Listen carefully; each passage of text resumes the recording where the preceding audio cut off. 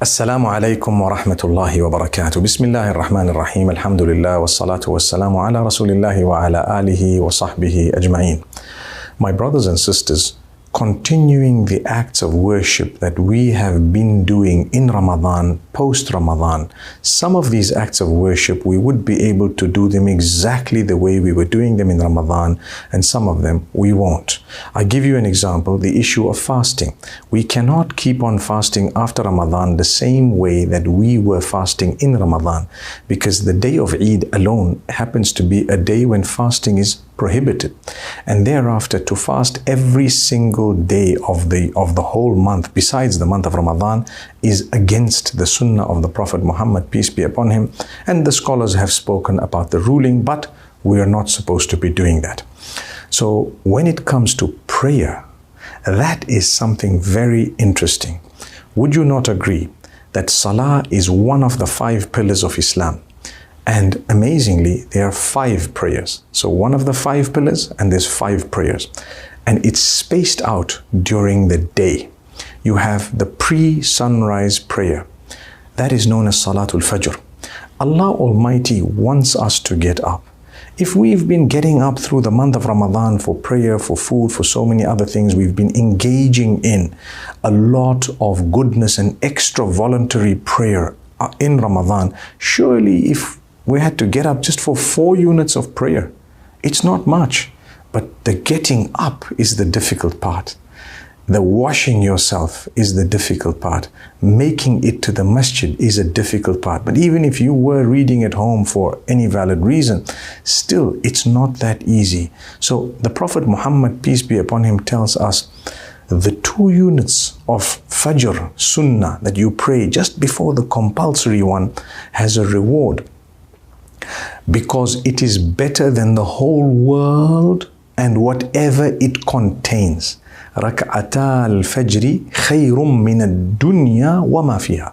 The 2 units are better than the whole world and whatever is in it. If such great reward and value was attached to the 2 sunnah meaning not even the compulsory 2 units, only 2 units are compulsory for Fajr, for the pre-dawn. It doesn't take more than a few minutes. But before that, you can voluntarily add 2 sunnah, and it's highly recommended, so it shouldn't be missed. However, it's still not compulsory. But the Prophet says, may peace be upon him, if you are going to fulfill those 2, the reward is greater than the whole world and whatever it has. So imagine what reward we would be getting for fulfilling that which is farad and compulsory. The reason I say this is, Allah Almighty tells us in a hadith Qudsi that, O my worshippers, there is nothing more loved by me than that which I have made compulsory for you to do. Nothing more loved by me than that which I made compulsory. So if something that's not compulsory holds such a great reward, imagine what reward that which is compulsory would hold for you and I. So that motivates me to get up for Salatul Fajr. That motivates me to say, if my Lord is going to be so pleased by me getting up on time because the benefit is mine, that's what it is. Because the benefit is mine. He doesn't benefit from it. He doesn't benefit at all. It doesn't harm him, nor does it help him.